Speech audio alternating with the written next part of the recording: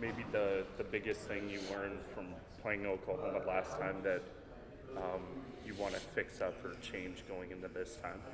I think the biggest thing with Oklahoma is obviously the pace they play with is unlike any team that we play. So, transition defense is something we talk about all the time, but I think with them it's even more unique. And we got lost a couple times in transition and gave up some easy shots. And I think the biggest thing for us is our offense has to help us.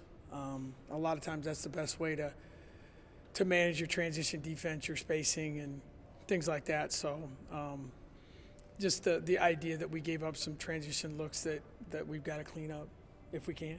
Is there anything that kind of gives you confidence that that's headed in the right direction this time around? I thought overall, that was such an odd game.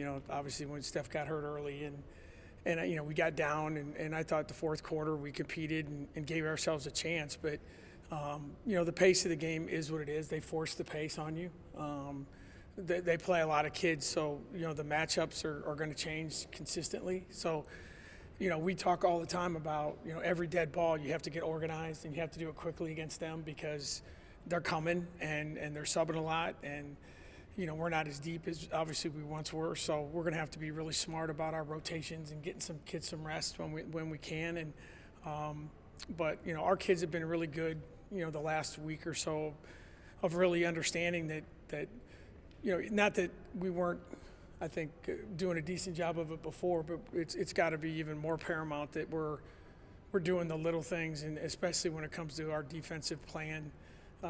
We just don't have the back line help that we had before. So if we can continue to do that, then I think we can do some good things. You haven't shied away from the big expectations and that have come with this season, and when it comes to this game, it seems like it can have a giant impact on some of those expectations.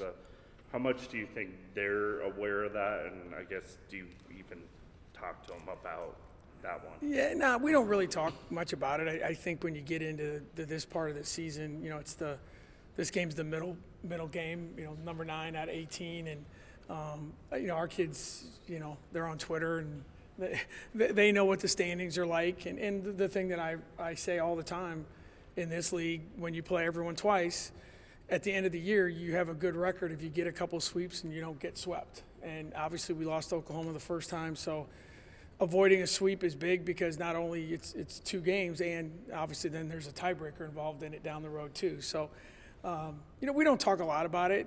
I think it's a great opportunity, and certainly when you're trying to put together a quality resume and quality wins and all that kind of stuff, you're going to get a lot of opportunities in this league to do that. So this is just another one.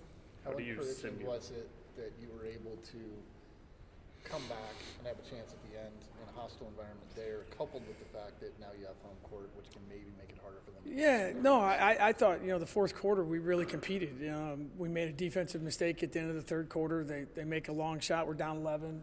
And, I think to the kids' credit, it would have been easy to just say, hey, we tried and Steph got hurt and let's just go home. But, we actually got ahead in the fourth quarter. So we made some shots. I thought we guarded a little bit better, but you got to give them credit. They made some really big plays down the stretch to win the game. But, to see our team do that was encouraging. And, hopefully, it's one of those things, obviously, you're not into moral victories by any means, but I do think it showed them, and we've kind of hopefully built on that since that game, that, hey, this is what we have now, and this is who's going to play, and this is what we're capable of doing, so let's go play. And, I think, we've played pretty well since then. Do you try to simulate their pace during practice? Yeah, we try to. Our scout team loves being Oklahoma because they just get to run and chuck it up there and shoot it quick. And so, yeah, you try. The hard part about it is this time of year, you got to be really careful because, the game's tomorrow at 3. It's not today. So, we'll simulate it. You show a lot of video. But, our practices right now, it's, our goal is kind of like we want to practice hard for 40 minutes today because you want to play hard for 40 minutes tomorrow. So, and our kids have played against it, so they know. So, But yeah, it's something you try to simulate. Obviously, you can't do it as well as they do it, but and our kids have played against it at Drake too.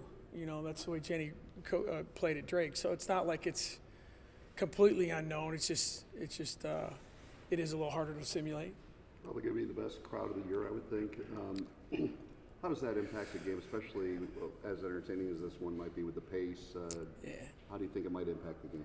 No, yeah, I mean, you hope it does. Obviously, Hilton's been really good to us. I just saw, I think between wrestling and men's and women's basketball, it's like 36-2 or something. So there's something about that place. We all know that. I think we'll have a great crowd.